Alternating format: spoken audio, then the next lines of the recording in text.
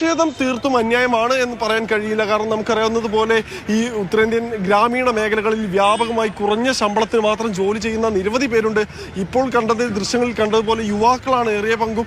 അപ്പോൾ അവർ നേരിടുന്ന ഒരു പ്രതിസന്ധി എന്ന് പറയുന്നത് വലിയ ജോലി ചെയ്യേണ്ടി വരുന്നു. അതും ഹെൽപ്പർ തസ്തികയിൽ ഉൾപ്പെടെ ചെയ്യേണ്ടി വരുന്നത് പ്രതിദിനം 14-15 മണിക്കൂറുകളാണ് ഓരോ ദിവസവും ജോലി ചെയ്യേണ്ടി വരുന്നത്. നമ്മുടെ ഭാരതത്തിൽ എന്തൊക്കെയാണ് ഈ വാർത്തകൾ വിടുന്നത് എനിക്ക് മനസ്സിലായില്ല. നമ്മുടെ മാതൃഭൂമി ചെറ്റത്തരല്ലേ ചെയ്തത്. നോർത്ത് ഇന്ത്യയിൽ തൊഴിലില്ലത്ര. നോർത്ത് ഇന്ത്യയിൽ ആളുകൾ ശമ്പളം മര്യാദയ്ക്ക് കിട്ടാതെ പ്രതിഷേധിക്കുന്നു. അവർക്ക് കിട്ടുന്ന കൂലി വരുന്നത് 300-400, പ്രത്യേകിച്ച് മെഡിക്കൽ ഡിപ്പാർട്ട്മെന്റിൽ പോലും മര്യാദയ്ക്ക് ശമ്പളം കൊടുക്കുന്നില്ല എന്നാണ് പറയുന്നത്.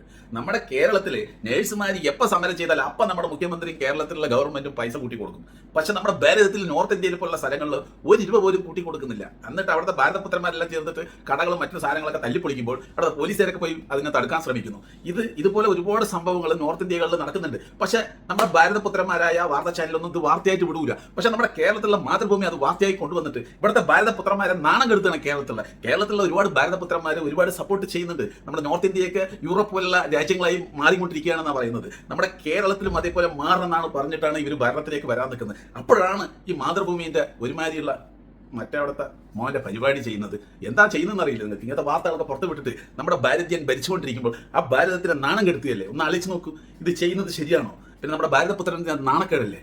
നിങ്ങൾക്കൊന്നറിയാമോ ഭാരതത്തിലെ പുത്രന്മാർക്ക് എന്തെല്ലാം നല്ല കാര്യങ്ങളാണ് ചെയ്യുന്നതെന്ന് അറിയോ? ഞാനൊരു സാധനം വാങ്ങാൻ വേണ്ടി പോയി. 2000 രൂപയാണ് ആ സാധനത്തിന്റെ വില. അതിന് GST നോക്കിയപ്പോൾ 563 രൂപ വാങ്ങിയിരിക്കുക. എനിക്ക് വളരെ അഭിമാനം തോന്നി. കാരണം എന്തറിയോ, നമ്മുടെ ഭാരതത്തിന്റെ വികസനത്തിന് വേണ്ടി ഞാൻ 2000 രൂപയുടെ സാധനം വാങ്ങിയപ്പോൾ 563 രൂപ ഞാൻ അവർക്ക് കൊടുത്തല്ലോ എന്ന് പറയുമ്പോൾ എനിക്ക് ഒരുപാട് സന്തോഷമാണ് വന്നത്. എൻ്റെ ഹൃദയത്തിൽ നിന്ന് ഒരുപാട് സ്നേഹമാണ് നമ്മുടെ ഭാരതപുത്രത്തിനോട് വന്നത്. ഇതുപോലെ ഒരുപാട് ഭാരതപുത്രന്മാർ ഒരുപാട് GST വഴി കൂടെ പൈസ കൊടുക്കുന്നുണ്ട്. ഈ പൈസയെല്ലാം ഏതൊക്കെ രീതിയിൽ വികസനത്തിന് വേണ്ടി ഉപയോഗിച്ചു എന്നുള്ളതും കൃത്യമായിട്ടുള്ള തെളിവില്ല. പക്ഷെ ഒരുപാട് റോഡുകൾ വന്നിട്ടുണ്ട്.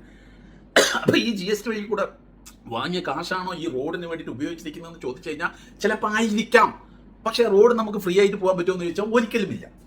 നമുക്ക് ഇവിടുന്ന് കൊച്ചി വരെ പോകണമെങ്കിൽ തന്നെ, പാലക്കാട് നിന്ന് കൊച്ചി വരെ പോകണമെങ്കിൽ തന്നെ 400 രൂപ ഈ പോക്കറ്റിലില്ലാതെ നമുക്ക് കാറിലൂടെ യാത്ര ചെയ്യാൻ പറ്റില്ല. പിന്നെ ബസ്, ലോറി, മറ്റുള്ള വാഹനങ്ങളൊക്കെ അതിനനുസരിച്ച് വാങ്ങുന്നുണ്ട്. പല സംസ്ഥാനങ്ങളിലും ഭാരതപുത്രന്മാർക്ക് ചില റോഡ് വഴി കൂടിയേ പോകാൻ പറ്റുന്നില്ല.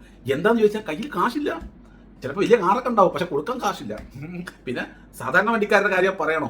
എല്ലാം ചുറ്റി പോയിട്ട് വലിയ രീതിയിൽ ബ്ലോക്കുകളാണ് മറ്റുള്ള ഇടവഴി കൂടെയൊക്കെ വരുന്നത്. കാരണം ഇത് വലിയ റോഡാക്കിയപ്പോൾ പല ഇടവഴി കൂടിയും പോകാൻ തന്നെ ഗ്യാപ്പില്ല. ആ ഗ്യാപ്പ് കൂടെയൊക്കെ ഈ വണ്ടികൾ തള്ളിപ്പോവാണ്. കാരണം ഭാരതപുത്രന്മാർക്ക് ഈ റോഡ് വഴി കൂടെ പോകണമെങ്കിൽ വലിയ രീതിയിൽ കാശ് കൊടുക്കണം എന്നാണ് പറയുന്നത്. ഒന്ന് ആലോചിച്ച് നോക്ക് ഭാരതപുത്രന്മാരുടെ ഒരു അവസ്ഥ. അത് മാത്രമല്ല, പിന്നെ പുതിയ ട്രെയിനുകൾ ഇറക്കിയിട്ടുണ്ട്.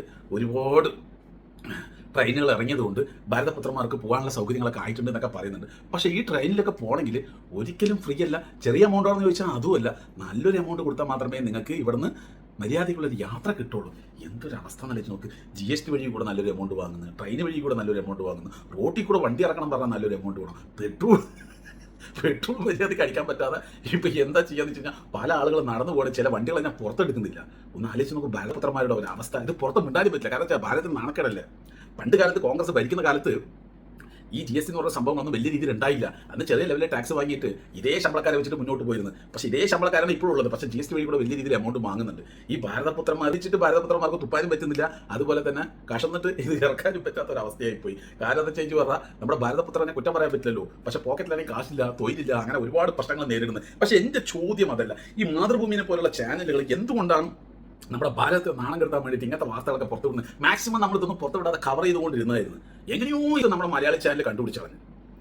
നമ്മുടെ കേരളം കണ്ട് പഠിക്കണം എന്നാണ് ഇവിടുത്തെ ഭാരതപുത്രന്മാർ പറയുന്നത്. എവിടത്തെ നോക്കിയിട്ട് ഇതുപോലെയുള്ള തൊഴിലില്ലാത്ത സ്ഥലങ്ങൾ, മര്യാദയ്ക്ക് ഹോസ്പിറ്റലില്ലാത്ത സ്ഥലങ്ങൾ, മര്യാദയ്ക്ക് സ്കൂളില്ലാത്ത സ്ഥലങ്ങൾ, ഇതിനെയൊക്കെ നോക്കി പഠിക്കണത്ര. അതുപോലത്തെ വികസനമാണ് നമ്മുടെ ഭാരതപുത്രന്മാർ ഇവിടെ കൊണ്ടുവരുന്നത്. ഇവിടെ പറയാൻ പോയി കഴിഞ്ഞ് പറഞ്ഞാൽ നമുക്ക് കേന്ദ്രത്തിൽ നിന്ന് ഒരു മന്ത്രി വരണ്ട്. ആ മന്ത്രിയെ കൊണ്ട് എന്തെങ്കിലും ഒരു ഫണ്ട് കേരളത്തിന് ആക്കി കൊടുത്തതായിട്ട് നിങ്ങൾ ഏതെങ്കിലും ഒരു വാർത്ത ഒരു സൈഡ് വഴി കൂടെ വന്നായിട്ട് നിങ്ങൾ കേട്ടിട്ടുണ്ടോ? ഒന്നും ഉണ്ടാവില്ല. ഉണ്ടെങ്കിൽ കമന്റിൽ പറയാം. എന്നാലും നിർവചിച്ചിട്ടില്ല. ഞാൻ സത്യമാണല്ലോ എന്ന് പറയുന്നത്. നിങ്ങൾ 2000 രൂപ സാധനം വാങ്ങി കഴിഞ്ഞാൽ GST വഴി കൂടെ എത്രയാണ് പോകുന്നത് എന്നുള്ളത് നിങ്ങൾ എന്ത് ചെയ്യുക? ഗൂഗിളിൽ സെർച്ച് ചെയ്യുക.